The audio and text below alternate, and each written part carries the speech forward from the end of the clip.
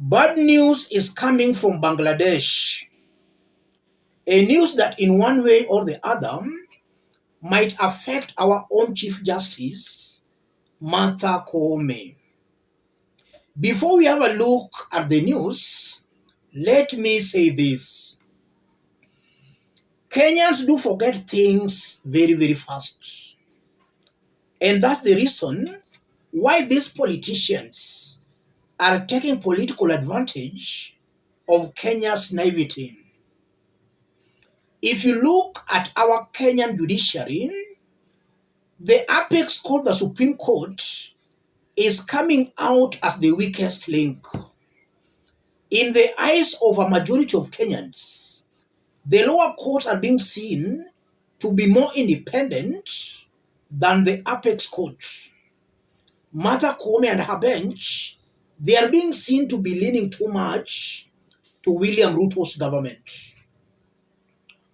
So the biggest problem in our judiciary starts from the top.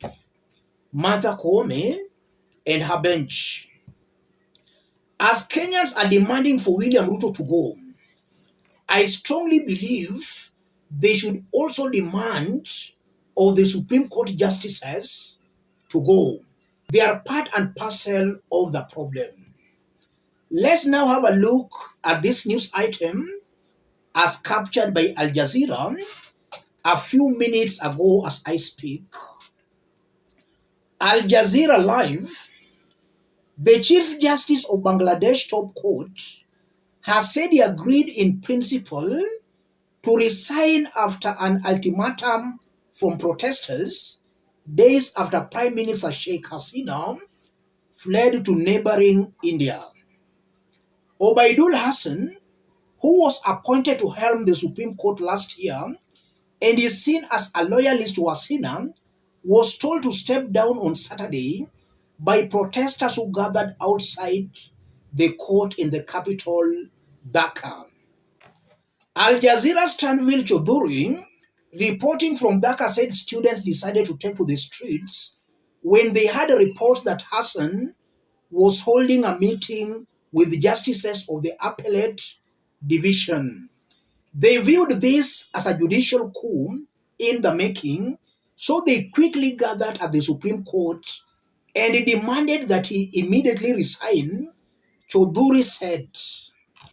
A formal letter confirming Hassan's decision to step down was expected after consultations with President Mohammed Sahabuddin. The students believe the Supreme Court to be highly politicized and want the other 7 members to also resign according to Choudhury. So the protesters want all the 7 justices in Bangladesh Supreme Court to resign. Hassan oversaw a much criticized war crimes tribunal that ordered the execution of Hasina's opponents, and his brother was her longtime secretary. The same court ordered for the execution of some opposition leaders. That's how bad the situation was in Bangladesh.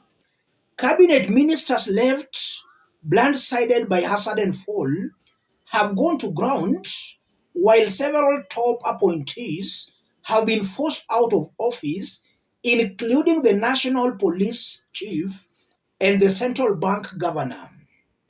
On Friday, the bank's governor, Abdul Rauf Talukder, resigned from the post, citing personal reasons. Protesters had stormed the central bank's headquarters amid the political upheaval that led to the end of Hasina's 15-year rule. Muhammad Yunus, who won the Nobel Peace Prize in 2006 for his pioneering work in microfinance, credited with helping millions of Bangladeshis out of poverty, is leading a transitional government, another demand by the students' leaders. The Economist took office on Thursday as chief advisor to a caretaker administration comprised of civilians bar one retired brigadier general. He said he wants to hold elections within a few months. Yes. In Kenya, we were being told what next? That if we remove Ruto, what next?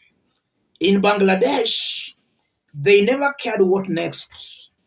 They removed the prime minister, and now plans are being put in place for the next election. So the protesters, upon the prime minister running away, they have now stormed the Chief Justice office demanding for him to go. And it's true, he's gone. I want us to dissect all this to see the relevance to the Kenyan situation. Before we do that, let's have a look at a post shared by Martha Karua on the same story. Martha Karua Senior Counsel, hear ye Kenya. Siddhan Sibal breaking, Bangladesh Chief Justice Obaidul Hassan decides to step down after student protesters decide to march on his residence, reports Bangladesh media. So Karo is just telling Kenyans, hear this news from Bangladesh. I want us to put this into perspective. If you are watching us but you have not yet subscribed, subscribe, give the video a like. Let's proceed. Let me say this, ladies and gentlemen. Our business here is not to massage anybody's political ego. We are here to analyze things truthfully, straight, and to the point. So if you think you are here for me to massage your political ego, you are getting it completely wrong.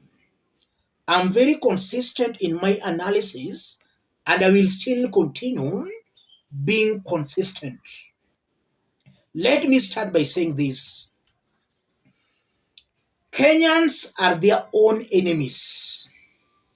Gen Z started off their protest very well, and the target was William Ruto and his government.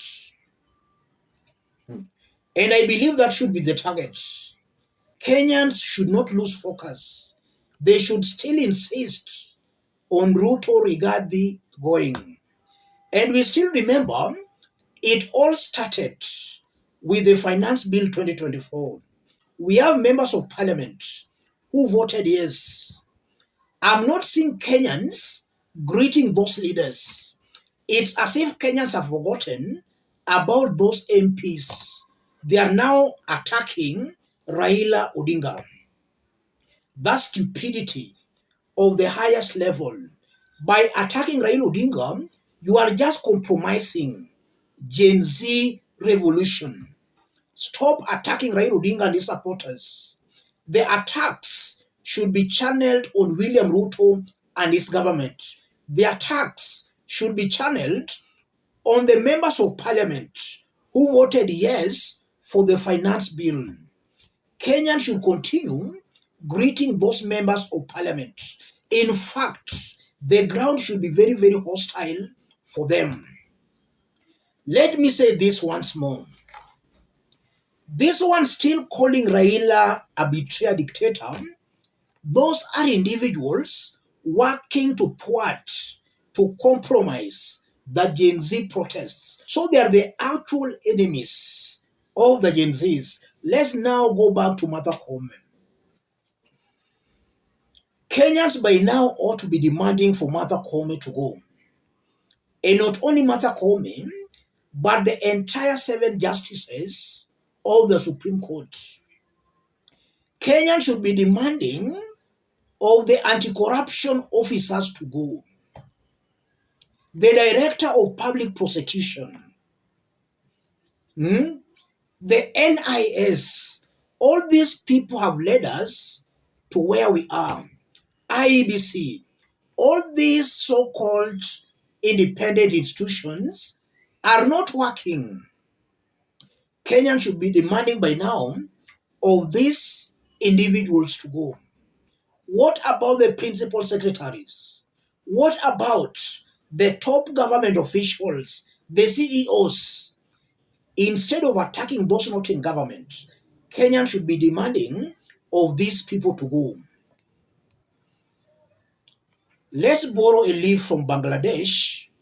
They have insisted the Chief Justice has to go, and the Chief Justice has gone. It appears in Kenya, we are mixing our priorities.